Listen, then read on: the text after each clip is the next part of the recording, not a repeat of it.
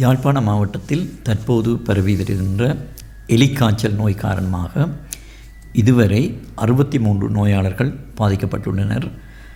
பருத்தித்துறை சுகாதார வைத்திய அதிகாரி பிரிவிலே 26 பேரும், கரவெட்டி சுகாதார வைத்திய அதிகாரி பிரிவிலே 25 பேரும், மருதங்கணி சுகாதார வைத்திய அதிகாரி பிரிவிலே 7 பேரும், சாவகச்சேரி பிரதேச வைத்திய சுகாதார வைத்திய அதிகாரி பிரிவிலே 5 பேரும் இதுவரை பாதிக்கப்பட்டுள்ளனர்.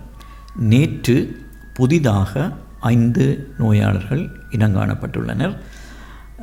இறப்புகள் இதுவரை யாழ்ப்பாணம் மாவட்டத்திலே 6 இறப்புகளும், முல்லைத்தீவு மாவட்டத்திலிருந்து 1 இறப்புமாக மொத்தமாக 7 இறப்புகள் பதிவு செய்யப்பட்டுள்ளன.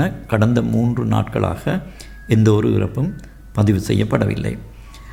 தற்போது நாங்கள் பொதுமக்களுக்கு அறிவித்திருந்தோம், காய்ச்சல் ஒரு நாள் காய்ச்சலாக இருந்தாலும் உடனடியாக அருகிலுள்ள வைத்தியசாலைக்கு செல்லுமாறு அறிவித்திருந்தோம்.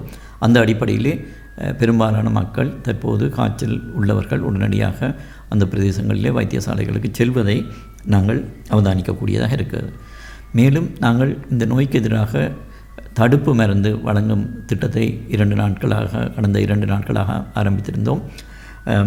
தற்போது இந்த விவசாயிகளுக்கு விவசாய திணைக்களத்தின் உதவியோடு கிராம மட்ட விவசாய அமைப்புகளின் மூலமாக தடுப்பு மருந்துகள் இன்றைக்கு 3வது நாளாக வழங்கப்பட்டு வருகின்றது.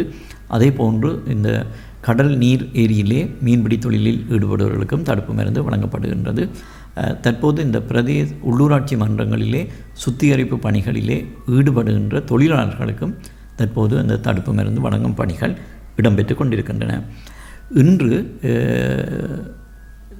கொழும்பு மத்திய சுகாதார அமைச்சின் தொற்று நோய் தடுப்பு பிரிவிலிருந்து 2வது ஒரு விசேட வைத்திய நிபுணர் குழு ஒன்று இன்று வருகை தந்துள்ளது.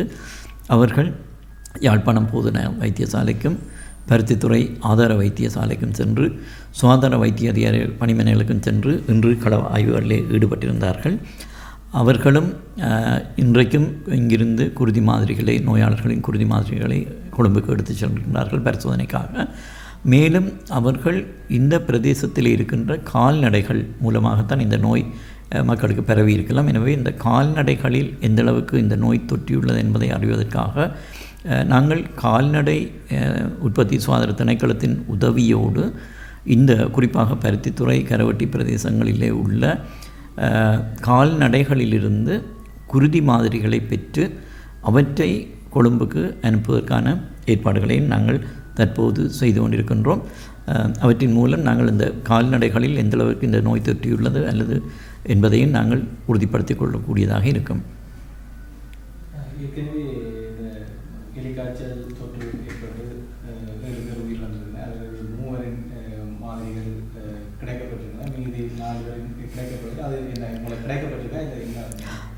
அதில் 2 பேரின் மாதிரிகளிலே எங்களுக்கு அவருக்கு நெகட்டிவ் என்று, அதாவது எலிக்காய்ச்சல் இல்லை என்று அதில் குறிப்பிடப்பட்டிருந்தது. ஏனையோர்களின் மாதிரிகளின் அறிக்கைகள் எங்களுக்கு இதுவரை கிடைக்கவில்லை. கடந்த 2 நாட்களாக நாங்கள் அவதானிக்கப்படுகிற போது நேற்று இந்த காய்ச்சல் காரணமாக, அதாவது எலிக்காய்ச்சல் காரணமாக அனுமதிக்கப்படுகின்ற நோயாளர்களின் எண்ணிக்கையிலே வீழ்ச்சி அடைவதை நாங்கள் காணக்கூடியதாக இருக்கின்றது. மற்றும் பெரும்பாலும் அப்படி அந்த நோயென்று இனங்காணப்படுபவர்களும் உரிய நேரத்துக்கு வைத்தியசாலைக்கு வருவதையும் நாங்கள் அவதானிக்கக்கூடியதாக இருக்கின்றது.